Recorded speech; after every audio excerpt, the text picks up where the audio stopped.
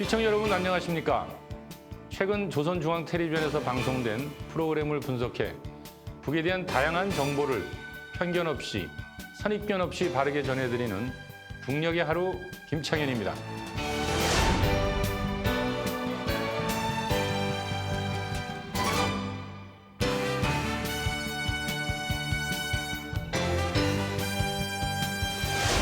오늘도 우리가 몰랐던 북의 모습, 우리와 다르지 않은 그곳 주민들의 사는 이야기 전해드리겠습니다.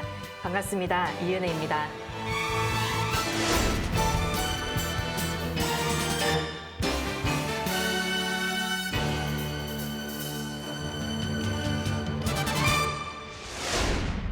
북녘의 하루를 통해 만나볼 주요 소식들입니다. 북녘 돋보기에서는요, 인민들의 과학교육과 지식 보급을 담당하는 과학기술 전당을 들여다봤고요. 청년발전소 건설에 자원했던 백두산 청년 영웅 김은식 씨의 모습을 준비했습니다. 계속해서 북은 지금에서는요, 평양하면 냉면이 가장 먼저 생각나지 않나요? 맛있는 국수를 보급하기 위한 국수 경연대회가 평양에서 열렸다고 합니다. 내 집 마련, 대다수 국민의 꿈이죠. 북도 전국적으로 살림집 건설이 한창이라고 하는데요. 자강도, 함경남도, 개성에 걸친 농촌 살림집 건설 소식 전해드립니다. 북의 이모저모에서는요, 유치원 어린이의 놀라운 피아노 연주 영상 준비했고요. 많은 분들이 즐겨 드시는 버섯의 영양가와 효능을 알아보겠습니다. MBTI를 통해 상대방의 성향을 알아보는 우리처럼 북도 각자의 성격과 특성별로 학습 방법을 달리한다고 하는데요. 성격에 맞는 학습법 알아보시죠. 가보고 싶지만 아직은 갈 수 없는 북. 그래서 저희가 대신 소개해드릴 북의 현장은요, 원자재 값 상승으로 힘든 요즘 북도 더 많은 철광석 보급을 위해 부단히 노력 중이라고 합니다. 재령광산 이야기 준비했습니다.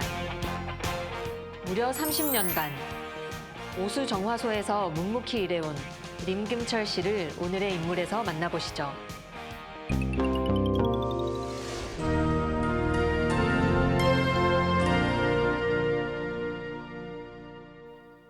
북의 오늘을 구석구석 들여다보는 북녘 돋보기입니다.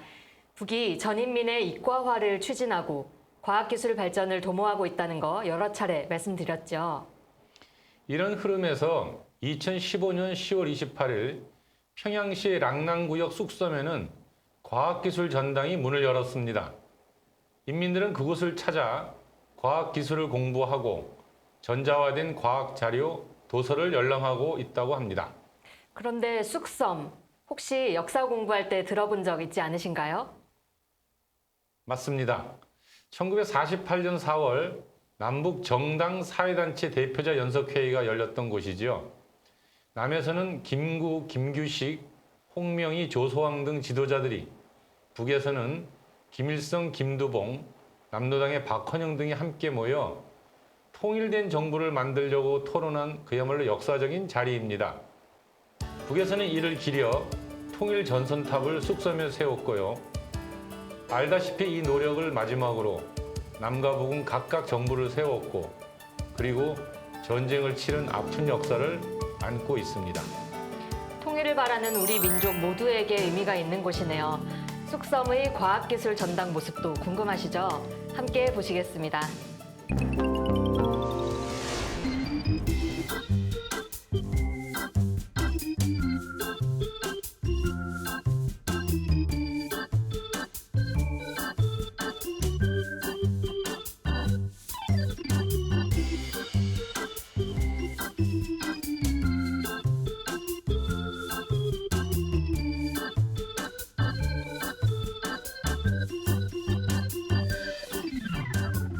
우리 과학기술 전당은 2016년 1월 1일에 준공됐습니다.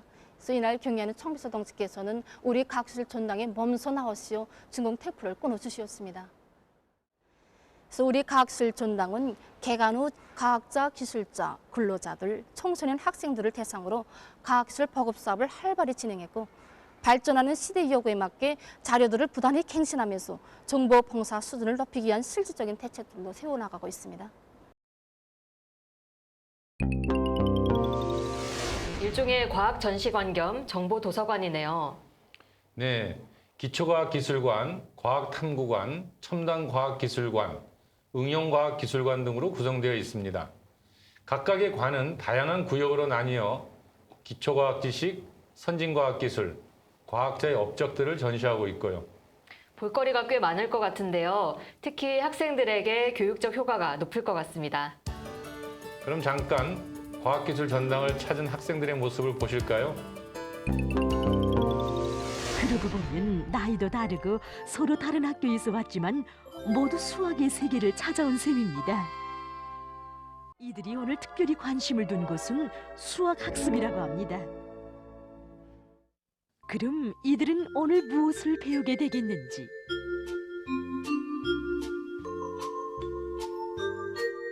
여기 이렇게 크기와 질량이 똑같은 공이 있고 이 공이 굴러져 내려갈 수 있는 세 개의 자릿길들이 있습니다. 이 첫 번째 자릿길은 직선 자릿길이고 이 나머지 두 개의 자릿길은 곡선 자릿길들입니다. 이제 이 공들을 동시에 굴려볼 때 어느 공이 제일 먼저 끝점에 도달할 것이라고 생각합니까? 첫 번째 공입니다. 왜 그렇게 생각했습니까? 길이가 제일 짧기 때문입니다. 다르게 생각하는 놈들은 없습니까? 선생님, 여기 세 번째 건 같습니다.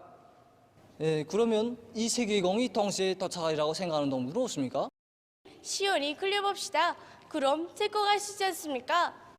예, 학생들분 나와서 한번 굴려보겠습니다. 어느 공이 먼저 나올까? 참 궁금하지 않습니까? 드디어 공이 내려가는데 예, 세 번째 공이 끝에 먼저 가닿았습니다. 주로가 제일 짧은 공은 맨 나중에 도착했습니다. 네, 과학기술 전당을 찾은 학생들과 함께 기초과학기술관 둘러봤는데요.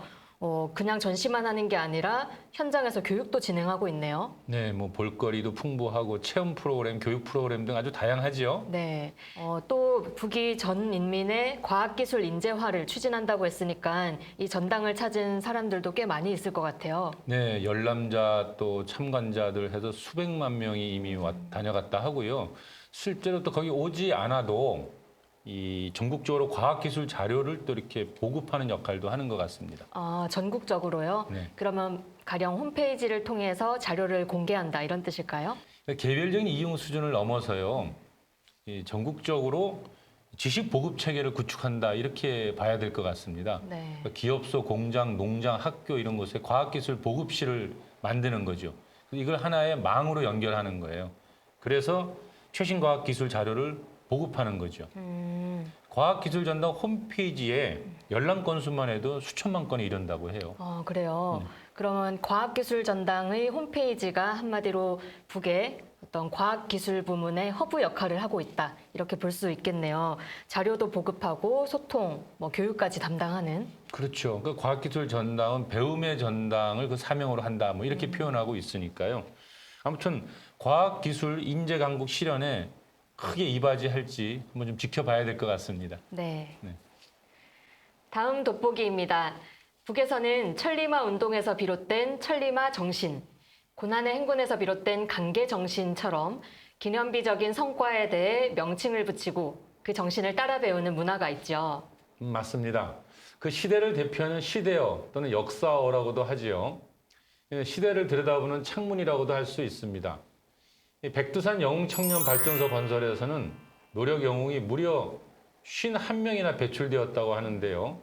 그 과정에서 백두산 영웅청년 정신이라는 말도 탄생했습니다. 그 이야기 함께 보시죠.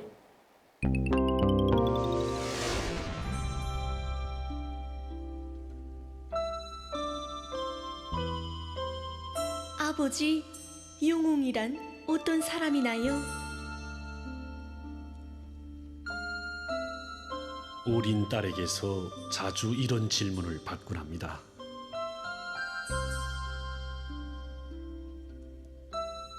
2004년 10월 24살의 나는 발전소 건설을 위해 백두산으로 탄원했습니다.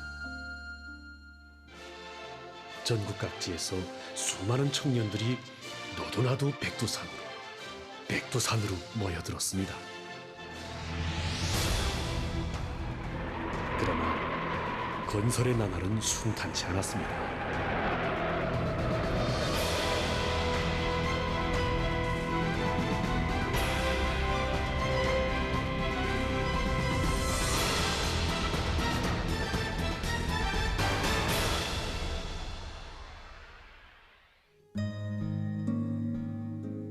이 3년이면 끝낼 수 있으리라고 생각했던 발전소 건설이 10년이 지나도록 끝이 보이지 않았습니다.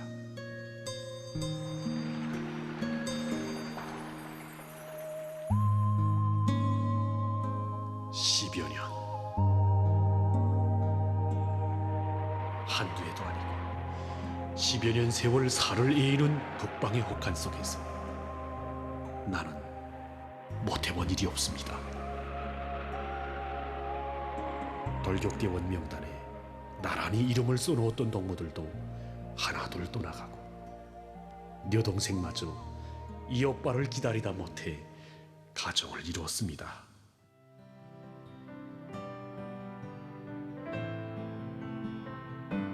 너무 힘들어 하루쯤 쉬고 싶을 때면 고향집 어머니 생각이 더 간절했고, 신대원들이 할아버지 대원이라고 부를 때면 내 나이를 세어보며 놀라기도 했습니다.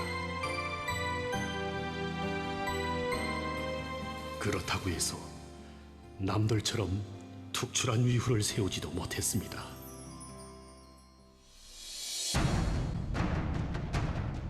나는 떠날 수가 없었습니다. 우리가 스스로 세운 백두청춘대학 과정안을 최우등으로 졸업하겠다는 오직 이 한 가지 생각뿐이었습니다.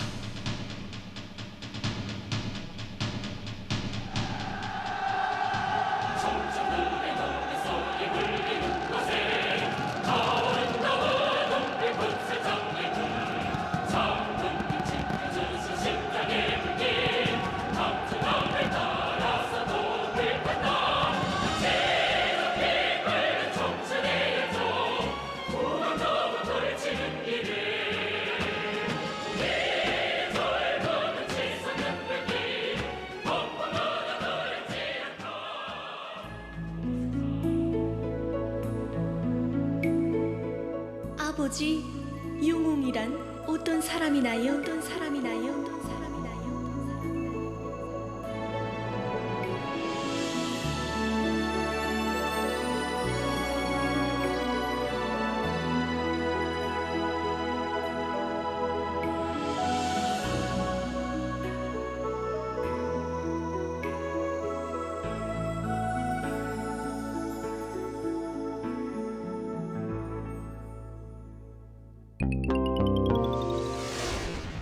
(10년이) 넘게 발전소 건설에 이바지하고 노력 영웅이 된 김은식 씨 이야기 보고 왔는데요.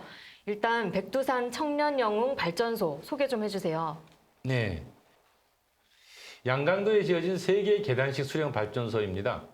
삼지연시 등의 일대에 전기 공급을 담당하고 있죠. 원래 1995년에 착공, 2010년 완공을 목표로 했지만 고난의 행군 등을 겪으며 상당한 어려움에 처했다고 합니다. 네, 영상 보니까 고난의 행군뿐 아니라 기계가 다 얼어붙을 정도로 엄청 추워 보이더라고요. 네. 공사 짓는데 큰 어려움이 많았을 것 같아요. 그렇죠. 원래 겨울 공사가 어렵습니다. 콘크리트 양생 기간 때문에 그렇죠. 그리고 험한 산에 이런 불리한 지리적 조건도 공사를 진행하는데 무척 어렵게 만든 요인이었겠죠. 그렇게 어려운 건설이 결국 2016년에 완공이 된 거네요. 우리 주인공도 10년 넘게 고생하셨고요. 네, 발전소 1호, 2호기가 2015년도에 완공되었거든요. 그리고 이제 제 마지막 남은 3호기는 2016년도 8월 달에 있는 청년절까지 다 완공하라라는 이제 방침이 떨어진 겁니다. 근데 알다시피 2016년도에 접어들면은 5월 달에 조선노동당 제7차 당대회가 있잖아요. 네네. 그러니까 당대회 전까지 한번 앞당겨 보자라는 결의들을 좀 한 것 같습니다. 이 청년들이. 그래가지고 열심히 해가지고 4개월 앞당겨서 4월 달에 2016년도 4월 달에 완공됐다고 하는군요. 청년 돌격대라고 하더니 정말 돌격 앞으로 해가지고 4개월이나 앞당긴 거네요. 네. 그렇게 오랫동안 걸렸던 건설을 그 추운 날씨에도 불구하고 4개월이나 앞당겨서 완공했다. 이거는 기념비적인 이름 맞을 것 같아요. 네, 그래서 북에서는 이것을 또 하나의 청춘 기념비다 뭐 이렇게 표현하고 있습니다. 그런데요, 이 청년 발전소잖아요. 또 청춘의 기념비라고도 하셨고, 보통 이 정도 규모의 건설이면 인민군에게 맡기는 게 보통 일일 텐데, 이번에는 청년들이 맡아 했습니다. 뭐 특별한 계기가 있을까요? 그러니까 백두산 영웅 청년 발전소가 그래서 좀 다른 발전소보다 좀 특이한 것이죠. 예, 북에서는 청년들에게 백두산의 혁명 정신, 칼바람 정신을 심어주려고 이 건설을 청년에게 맡긴다. 뭐 이렇게 이야기하고 있습니다. 뭐 젊어 고생은 사서도 한다 그런 건가요? 아무래도 고생을 해보면 좀 강인해지니까. 그런 셈이죠. 북에서는 이 발전소를 가리켜 청년들이 어떤 정신으로 새로운 시대 정신을 창조했는가 보여주는 교양 거점이다. 이렇게 선전하고 있습니다. 2012년 자강도 희천발전소 완공 후 희천 속도, 희천 정신, 단숨의 기상 등의 시대어를 탄생시킨 것과 비교될 수 있을 것입니다.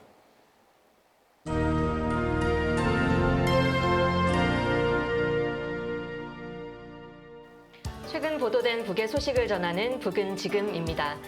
평양시 인민위원회에는 인민봉사관리국이 있어서 인민들에 대한 서비스 질을 높이는 노력을 기울이고 있다네요. 최근에는 봉사관리국 주최로 국수경연대회가 개최되었다고 하는데요.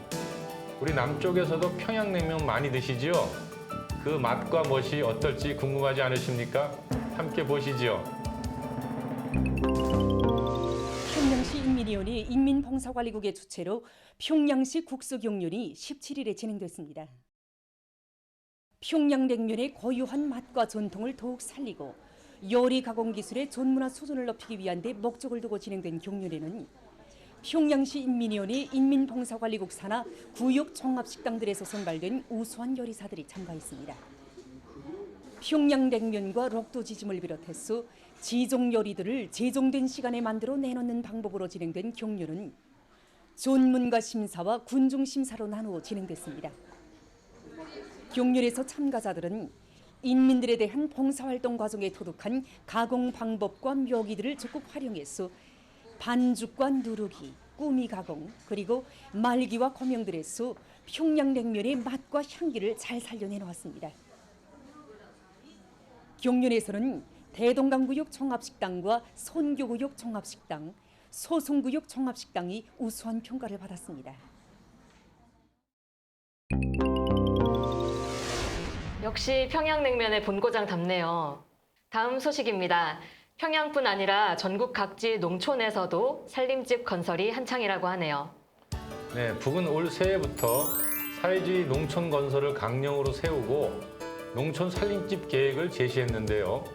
자강도와 함경남도 그리고 개성시에서는 살림집 건설이 얼마나 진척되었는지 그 현장을 찾아가 보겠습니다. 우리 당의 응대한 사회주의 농촌 건설 강령을 받들고 각지에서 농촌 살림집 건설을 적극 다그치고 있습니다. 자강도에서는 희천시 지신리를 짧은 기간에 사회주의 문화 농촌으로 전변시킬 높은 목표를 세우고 살림집 건설을 힘있게 다그치고 있습니다. 지금 도에서는 총력량을 집중해서 살림집 건설과 도로 건설, 다리 건설 등 정말 방대한 공사를 동시에 내밀고 있습니다. 그래서 공사에 진입한 지 20일 남짓 한 기간에 단층 살림집 건설은 이미 골조 공사를 끝내고 내외부 미장에 들어갔고 서층 살림집 건설은 골조 공사가 마감 단계에 이르렀습니다. 지금 도에서는 시공의 질을 최대로 보장하도록 강한 요구성을 제기하면서 지방의 원료 원천에 우가는 마감 건재 생산을 따랍시도록 해당한 대책을 세우고 있습니다.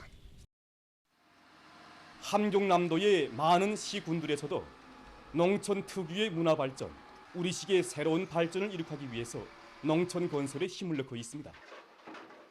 지금 우리 여단에서는 능력 있는 일꾼들을 뒤떨어진 단위들을 파견해서 혼소, 목재, 철근 비롯한 현행 공사에 필요한 자재와 또 앞으로 쓰게 될 마감 건재 생산까지 책임지고 적극 도움을 해줘서 공사를 예견성 있게 내밀고 있습니다. 그리고 기능공들을 적극 발동해서 그들이 자기 몫을 다하도록 하는 것과 함께 모든 전투들을 기능공들을 키워가지고 공사 속도와 질 보장해서 편차 없이 다 같이 최상위 수준에서 보장하도록 하고 있습니다. 홍원군에서는 농촌 건설에 필요한 여러 가지 자재와 건재 보장을 이견성 있게 따라 세우고 있습니다. 신포시에서도 건제품을 비롯한 여러 가지 자재 생산 기지들을 튼튼히 꾸리고 자기 지방의 원료 원천에 의거해서 다종다양한 마감 건재와 철강제를 생산해서 농촌 살림집 건설에 적극 이용하고 있습니다.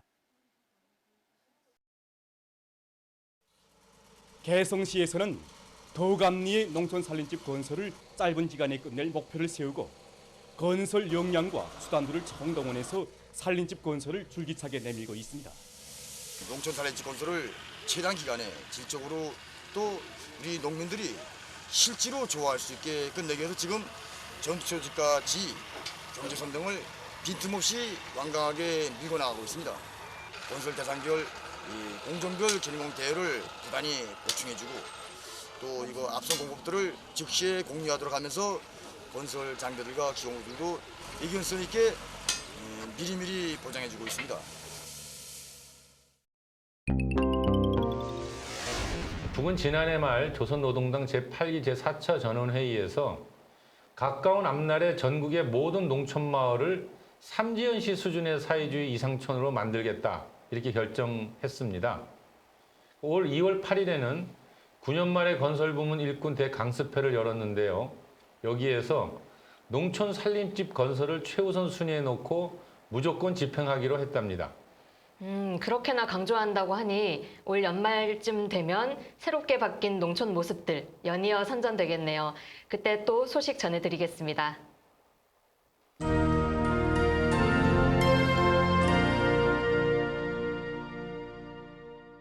조선중앙 텔레비전에서 방영되는 다양한 프로그램을 모아 보여드리는 북이모저모 시간입니다. 오늘도 어떤 흥미로운 방송이 준비되어 있을지 기대하셔도 좋습니다.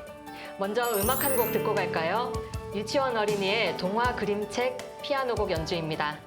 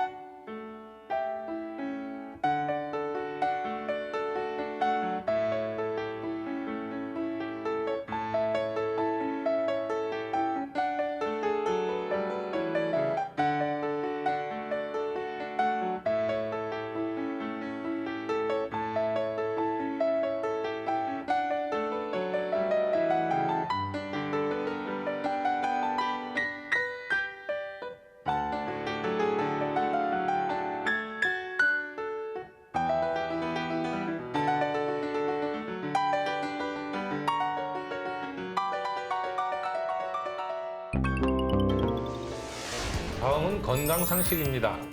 많은 분들이 즐겨 드시는 버섯의 영양에 대해 알아보지요.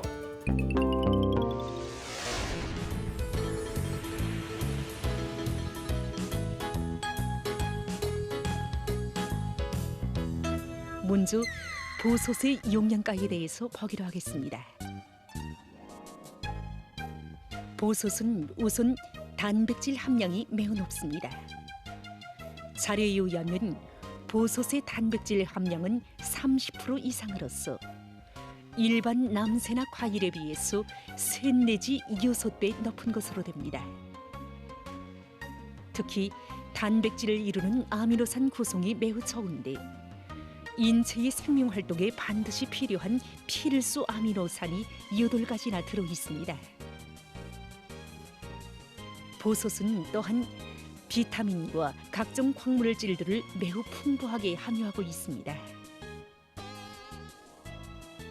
보솥은 이렇듯 풍부한 용량 성분들을 함유하고 있는 용량식품일 뿐 아니라 뚜렷한 양리작용을 하는 약재로서의 가치도 가지고 있습니다. 보솥은 우선 항암작용을 합니다. 보솥에는 암세포의 증식을 억제하는 물질들이 많이 들어있는데 그 물질이 바로 다당류입니다. 보솥에 들어있는 다당류는 용량물질의 소화와 흡수 등 인체의 생리활동에서 촉매작용을 하는 효소의 기능을 더욱 활발하게 해주는 것으로 해서 사람의 면역력을 높여줍니다. 특히 송이버섯은 다른 버섯보다 항암 성분인 다당류를 많이 함유하고 있는데 송이버섯이 조선의 특산으로 귀한 약재로 널리 알려지게 된 이유가 바로 여기에 있는 것입니다. 버섯은 다음으로 순환기계통 치료에 효과적입니다. 버섯에 들어있는 다당류는 동맥경화증을 미리 막고 혈압을 낮추는 작용을 합니다.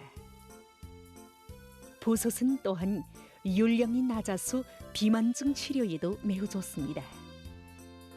이렇듯 용량학적 가치와 양리작용이 뚜렷한 것으로 해서 버섯은 오늘날 보다理想적인 건강식품으로 되고 있습니다.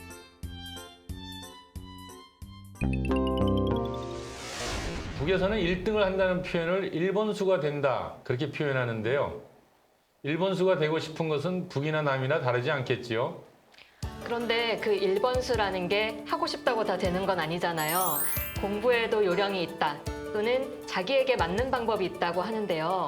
오늘은 다양한 어린이들의 성격에 맞는 공부 방법 함께 알아보겠습니다.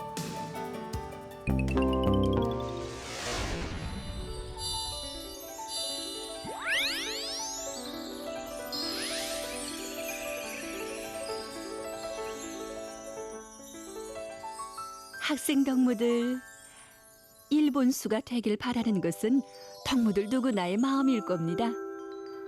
공부를 하는 데서도 요령이 있답니다.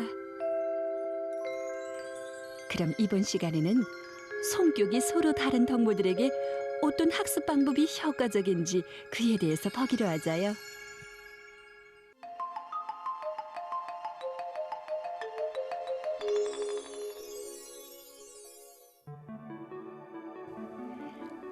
성격이 활달하고 적극적인 학생들은 대체로 집중 시간이 짧습니다. 때문에 오랜 시간 앉아서 끝을 볼 때까지 하기보다는 여러 시간에 나누어 짧은 시간 동안 공부를 하는 것이 능률적입니다. 혼자서 공부하면 지루한데 동무들하고 같이 공부하면 머릿속에 지식이 꼭꼭 잘 들어갑니다. 무슨 일에서나 적극적이고 활달한 성격의 학생들은 여러 시간에 나누어 동무들과 함께 공부하는 것이 효과적입니다.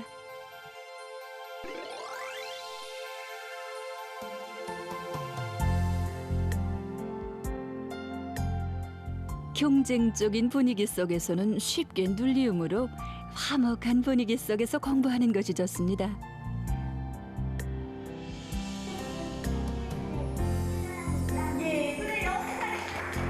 부모의 칭찬, 선생님과 동무들의 인정은 학습에서 좋은 성적을 거둘 수 있게 하는 효과적인 방법입니다.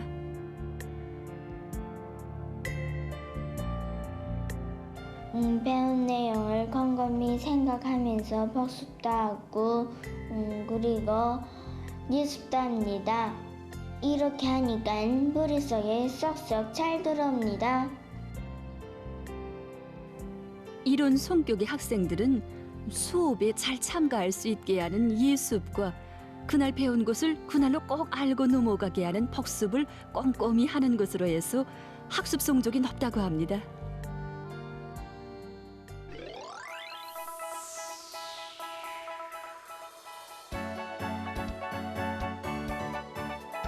배우려는 열망이 강하고 무엇이나 알고 싶어 하는 것으로 해서 지식을 빨리 습득하게 됩니다. 이런 성격의 학생들은 경쟁적인 분위기 속에서 공부를 하면 학습에서 더 큰 성과를 거둘 수 있습니다. 난 공부 시간에 제일 먼저 대답합니다. 공부하기가 정말 재미납니다. 가만, 학생 동무들 속에 자기 생각이 꼭 옳을 것이라고 확신하면서 선생님 부름에 급급히 대답하고 또 문제의 답을 섣불리 쓰는 동무들은 없나요? 그래서는 안 된답니다.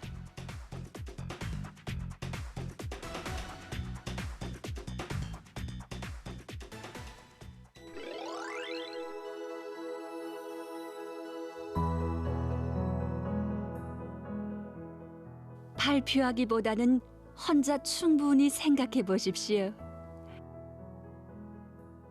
알고 있는 내용도 잘 대답하지 못할 수 있으므로 급하게 답을 찾으려 해서는 안 됩니다.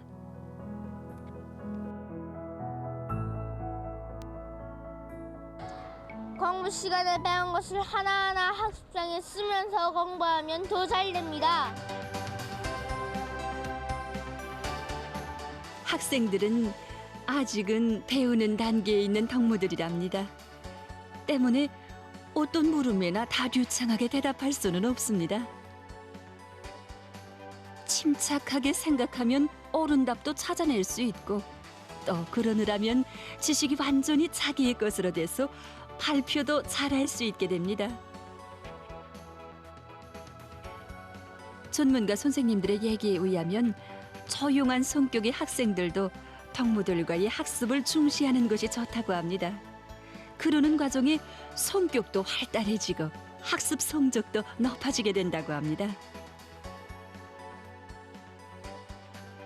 배움의 꽃 때문에 촛발을 디딘 학생 동무들.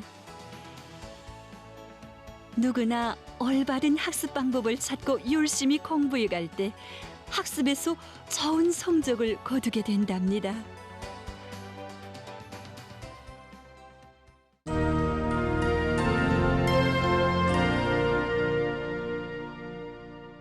북의 근로인민들은 현장 곳곳에서 국가 경제계획 달성을 위해 고군분투하고 있습니다. 그들의 땀방울과 현장의 숨소리를 만나는 시간입니다. 현장 속으로. 북은 광물 자원이 풍부하기로 유명하죠. 오늘 함께 가볼 현장은 황해도의 재령광산인데요. 여기는 대표적인 철광석 광산이라고 합니다. 예, 재령광산에서 생산된 철광석은 황해제철연합기업소 등 많은 제철소로 보내져 금속공업 부문에 필요한 원료를 공급한다고 합니다.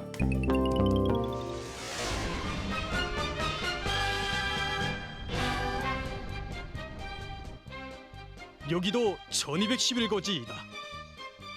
이곳은 초리 기지들의 더 많은 철광석을 생산 보장하기 위해 분발이 나선 재령광산 일꾼들과 노동계급의 드팀없는 의지입니다. 상반년 기간 중요 채굴장인 성리광구의 방대한 배수계통 이설 공사를 결속해서 증산의 돌파구를 연 이곳 광산에서는 채굴 조건이 유리한 3호구역 광석밭을 마련하고 매일 성과를 확대해 나가고 있습니다. 광석 생산의 선행 공정인 바토 처리이자 곧 광물 생산이라고 할 수 있습니다. 그래서 여기 바토 처리장은 채굴 설비들과 륜전 기재들의 만가동으로 그 어디보다 더 끓고 있습니다.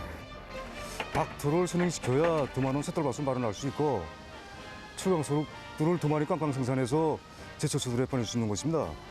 그래서 우리 직장에서는 굴착기 운전공들과 번양기 운전공들이 그 책임성을 높여 교대당 생산성을 높이기 위하여 모든 사업에 힘을 집중하고 있습니다. 이를 위해서 그 종공들과 수리공들, 부착공들이 합심이 돼서 다음 교대를 위하여 버스 정비하는 체계를 철저히 세우고 매 교대마다 자기 생산성을 높이기 위한 사회주의 경제 목표를 걸고 그 사업에 모를 받고 직선 사업을 전개하고 있습니다. 지난 시기 사회주의 경쟁을 힘있게 벌려온 이들은 현재 그 목표를 더 높이 세웠습니다.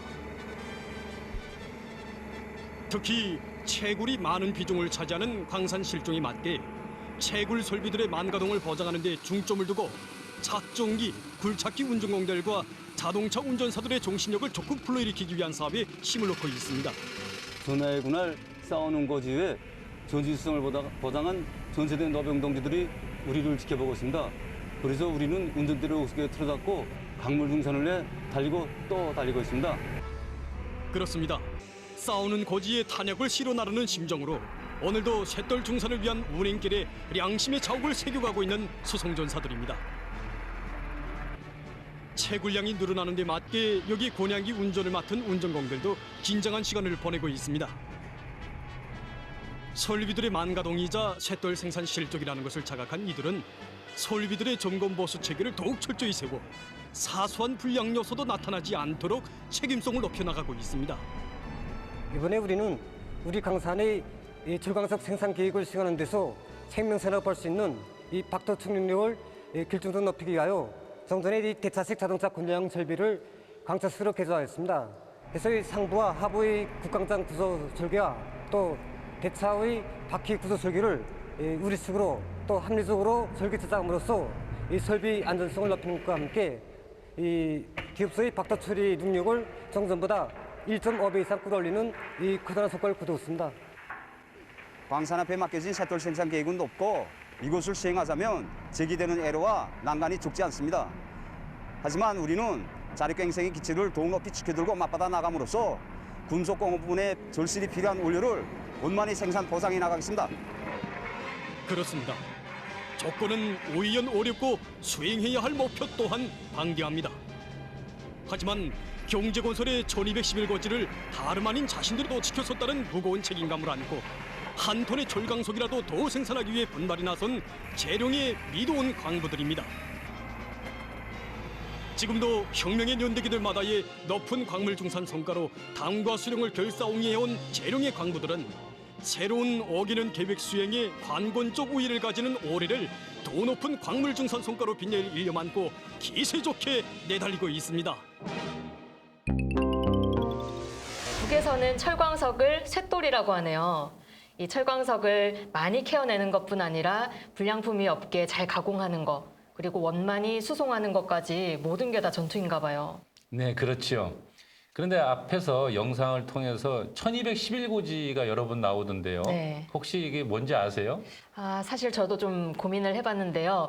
우리 한국 영화 중에 고지전이라는 영화 있잖아요. 네. 아무래도 한국전쟁 당시에 뭐 치열한 전투가 있었던 전투지, 고지 그런 거 아닐까요? 예, 맞습니다. 감이 참 좋으시네요.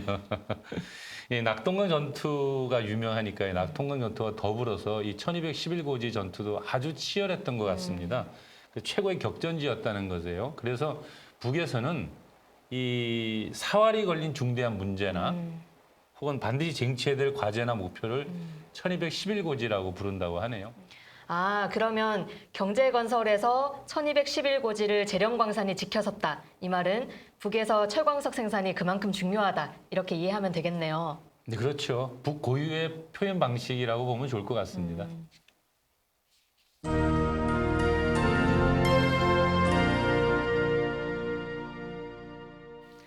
다음은 북에서 주목받는 사람들의 이야기를 전하는 오늘의 인물 시간입니다. 우리가 흔히 3D 업종이라는 말 쓰잖아요. 더럽고 어렵고 위험한 일은 누구나 기피하고 싶은 일이죠. 그렇지만 누군가 그 일을 꼭 해야 우리 사회가 유지가 되는 것도 사실이죠. 그렇게 힘든 일을 할수록 대접받아야 함이 마땅할 것입니다. 맞습니다. 오늘의 주인공이 바로 그런 사람입니다. 랑랑 정화장 관리소에서 30년이나 일해온 림금철 씨 이야기입니다.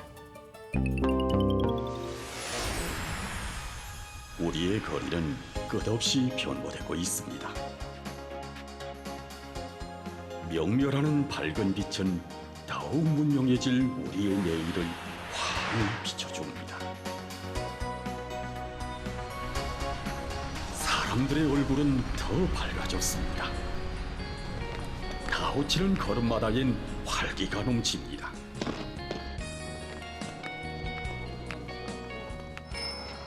이 시각 시민들의 무수한 걸음이 지켜지는 바로 이 길 밑에서 묵묵히 길 아닌 길을 헤쳐가는 사람들이 있습니다.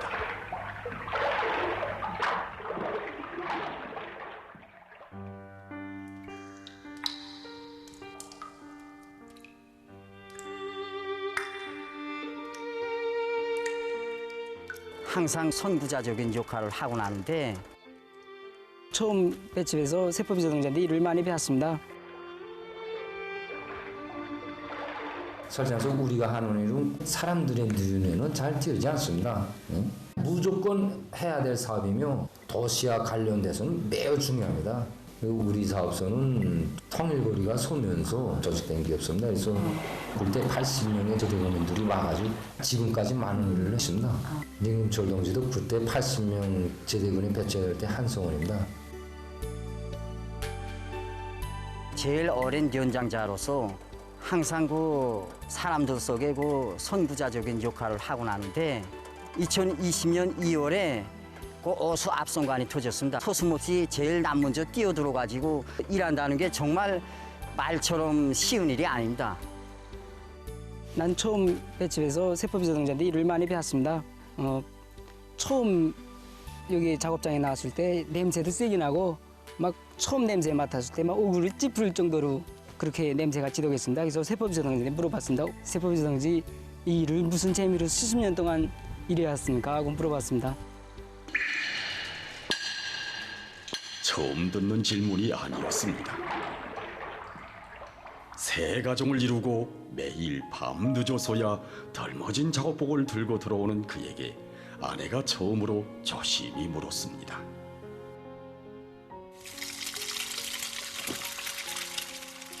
매일 작업복과 내일을 빠느라 두툼한 빨래 비누도 며칠 못 가 종이장처럼 얇아진다는 아내의 투정 어린 목소리를 들으며 자기 자신에게도 끝없이 물었습니다. 나는 왜서 이 길을 가는가? 내가 처음으로 이 기업소에 배치돼 왔을 때는 이 대동강을 라거닌강으로 만들기 위해서 어수 문제를 푸는 이런 표상을 받아가지고 왔습니다. 처음에 일을 시작할 때는 힘들고 땅속 3m 깊이에 들어가서 관을 따라서 들어가서 어수가 터진 부위를 찾아가지고 이거 한다는 게 쉽지는 않았습니다. 일을 하면서 이건 여태 오케이 돼갖고 이런 문제가 나한테 노동 속에서 내가 많이 배웠다는 거. 그러면서 내가 느낀 것은 야 이게 정말 남자들이 해야 될 일이구나 이렇게 생각했습니다. 젊은 시절이고 지금에 와서 생각해보면 내가 아주 낭만적이었구나 하는 생각이 듭니다. 생활엔 기쁨도 괴로움도 함께 존재합니다. 그가 매일 걷는 이 순회길처럼 생활엔 복선도 많았고 갈래도 많았습니다.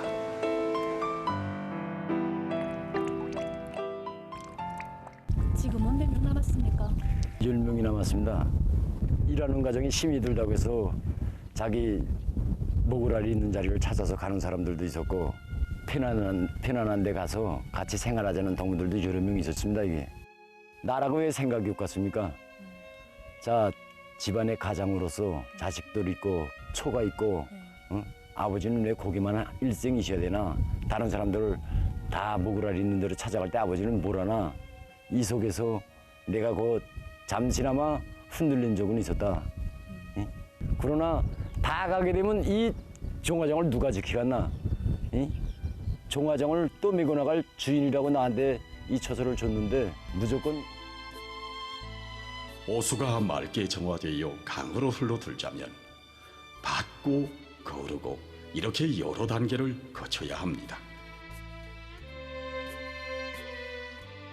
하지만 실제로 선행시켜야 할 제일 첫 공정은 자신들의 마음을 정화하는 것이라고 말했습니다. 흔들리는 마음을, 흐려지는 마음을 깨끗하게 정화하는 여과기. 그것은 양심입니다. 우리가 처음 배치되어 왔을 때 당비서 동지가 한 이야기가 잊혀지질 않습니다. 대동강의 오염을 막을 때 대한 위대한 수령 및 결실을 높이 받들고 동무들을 보내주었다. 당 조직에서 조금 밀어주고 했으니 일을 한번 잘해보자. 나는 아직까지도 잊혀지질 않습니다. 위대한 수령님들께서 가장 걱정하시던 문제, 조국이 가장 필요로 하는 것이라면 아무리 험한 것이라 해도 자신부터 세울 줄 알아야 한다. 이것이 30년 세월 그가 마음속에 안고 사는 인생관입니다. 비록 누가 보지 않는 일터여도 사람들을 놀래울 수 있는 커다란 위훈과는 너무도 거리가 먼 것이어도 그는 자기가 하는 일을 가장 중요한 일로, 조국을 위한 보람 있는 일로 간주하고 있습니다.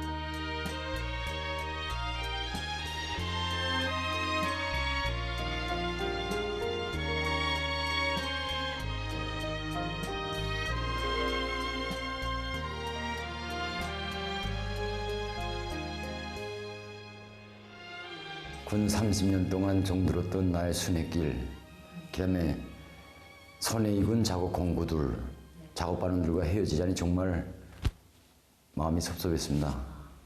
그저 거리가 20리인데 20리를 또 다녀야 되겠는가? 당신밖에 갈 사람이 없나 하면서 우리 집사람도 이야기했습니다. 물론 나 아니라도 여느 사람이 갈 사람도 있었습니다. 그러나 내가 가는 곳은 우리 작업반에 제대군인 40명씩이나 들어왔고, 세포비서로서, 노당원으로서 우리 제대군인들이 당을 따라서 간 길을 가도록 교양도 그렇고, 그래서 내가 이 자리를 택한 겁니다. 오랜 세월 당이 맡겨준 어렵고 힘든 조서를 지켜 성실한 땀과 노력을 바쳐온 그가 오늘은 새로 배치된 제대군인 청년들을 맡아 안고 그들의 참된 성장의 뿌리가 되려는 뜨거운 마음을 안고 더 어려운 일터로 자원했습니다. 사람에게는 누구나 나의 운명, 나의 이익, 나의 가정의 행복에 대한 생각이 있습니다. 그것을 앞에 놓으면 사심이 되고 그것을 뒷전에 밀어놓으면 양심이 됩니다. 그는 조국을 위해서 자그마한 사심도 없이 깨끗한 양심을 바쳤습니다. 흐르는 물 속에 내짚는 그의 걸음은 흔적을 남기지 않습니다. 하지만 니사로이 흘러가는 우리 생활 속에 날마다 늘어나는 새 문명 속에 조국이 내짚는 큰 걸음 속에 그가 찌고 가는 자욱이 뚜렷이 새겨져 있습니다.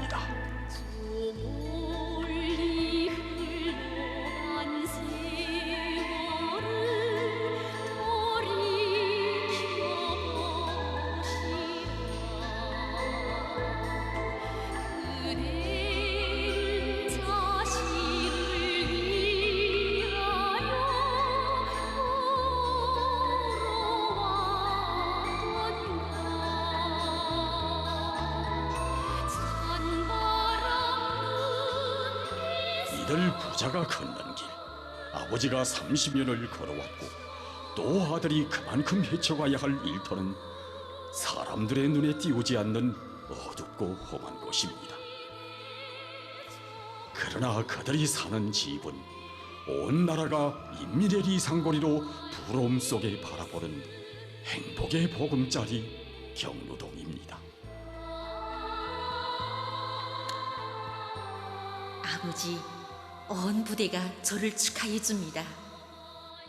경의하는 최고 사령관 동지께서 마련해 주신 애국자들의 덕리에 우리 가정이 산다고, 우리 중대에 온 나라가 자랑하는 애국자의 딸이 있다고 내세워주고 모두가 부러워합니다.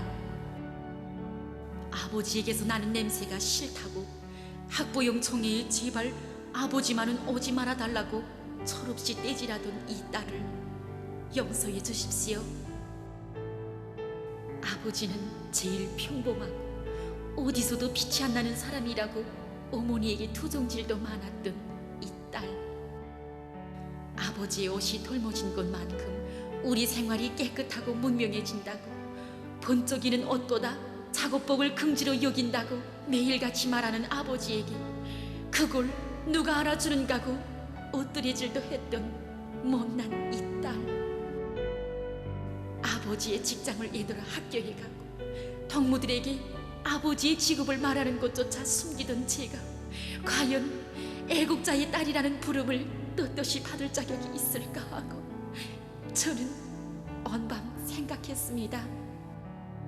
근로의 땀방울과 애국의 양심을 천만금보다 더 귀중히 여겨주는 내 저국에서 아버지는 온 나라가 아는 애국자가 되었고, 우리와 같은 노동자 가정은 누구나 부러워하는 가정이 되었습니다. 이 땅을, 이 제도를 정대로 굳건히 지키겠습니다.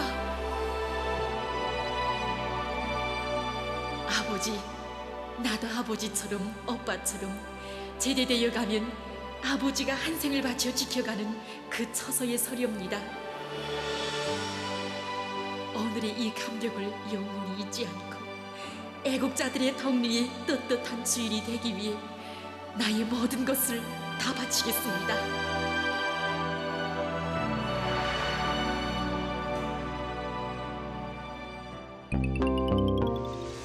여러분은 링금철 씨의 삶 어떻게 보셨나요?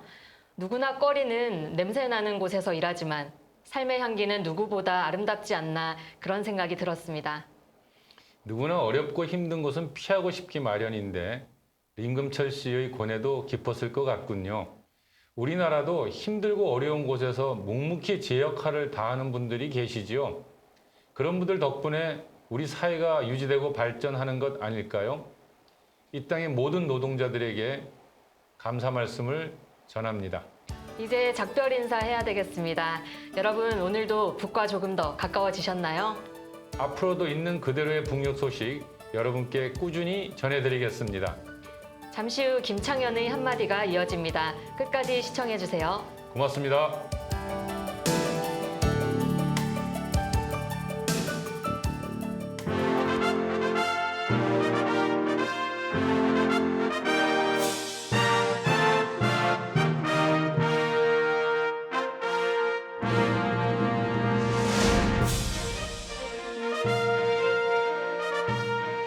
오늘 우리는 과학기술의 전당을 가보았죠. 그 모양의 특이함이나 규모도 놀랍지만 북에서 공을 들이는 과학기술에 대한 열정을 찾아볼 수 있어 눈길을 끌었습니다.